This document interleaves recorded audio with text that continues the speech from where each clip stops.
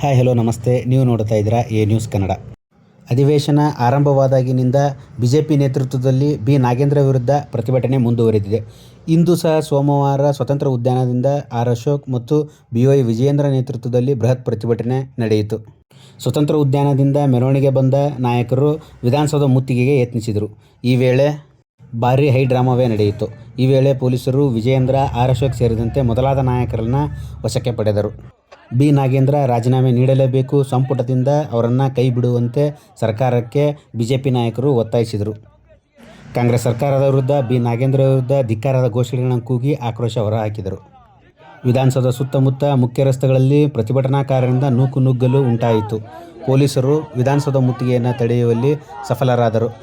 ಸಾಕಷ್ಟು ಬಿಜೆಪಿ ಕಾರ್ಯಕರ್ತರು ಸೇರಿದ್ದರಿಂದ ವಿಧಾನಸೌಧ ಮುಂಭಾಗ ಪೊಲೀಸರೊಂದಿಗೆ ಮಾತಿನ ಚಕಮಕಿ ನಡೆಯಿತು.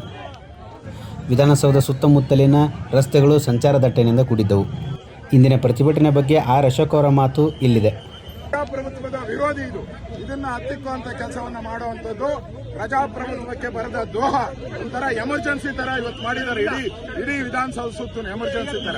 ಈ ಕಾಂಗ್ರೆಸ್ ಅವ್ರಿಗೆ ಮಾನ ಮರ್ಯಾದೆ ಇಲ್ಲ. ಮಾನ ಮರ್ಯಾದೆ ಇದ್ರೆ ಬಂದು ರಾಜೀನಾಮೆ ತಗೊಂಡ್ಲಿ. ದಲಿತರನ್ನ ನುಂಗಿದಾರ ಇಲ್ಲ ಅಂತ ಹೇಳಿ, ಯಾಕೆ ಅರೆಸ್ಟ್ ಆದ ಅಂತ ಹೇಳಿ, ಯಾಕೆ ವಜಾ ಮಾಡ್ದ ಅಂತ ಹೇಳ್ಬೇಕಲ್ಲ. ಅವ್ರಿಗೆ ಬೋನಸ್ ಮೇಲೆ ಬೋನಸ್ ಕೊಡ್ತಾವ್ರೆ. ಅಂದ್ರೆ ಹಣ ನಾವೆಲ್ಲ ಹಂಚ್ಕೊಂಡಿದ್ದೀರಿ, ಅವನ್ನ ಬಿಡಲ್ಲ ನಾವು ಅಂತ ಹೇಳಿ ಒಂದು ಸ್ಪಷ್ಟ. ನಾವು ದುಡ್ಡೆಲ್ಲ ಹಂಚ್ಕೊಂಡ್ಬಿಟ್ಟಿದ್ದೀರಿ, ಒಪ್ಕೊಳ್ಳಕ್ಕಾಗಲ್ಲ ಅಂತ ಹೇಳ್ತಾರೆ. ಪ್ರತಿಭಟನೆ ಬಳಿಕ ರಾಜೀನಾಮೆಗೆ ಆಗ್ರಹಿಸಿ ರಾಜ್ಯಪಾಲರಲ್ಲಿ ಬಿಜೆಪಿ ನಾಯಕರು ಮನವಿ ಸಲ್ಲಿಸಿದರು.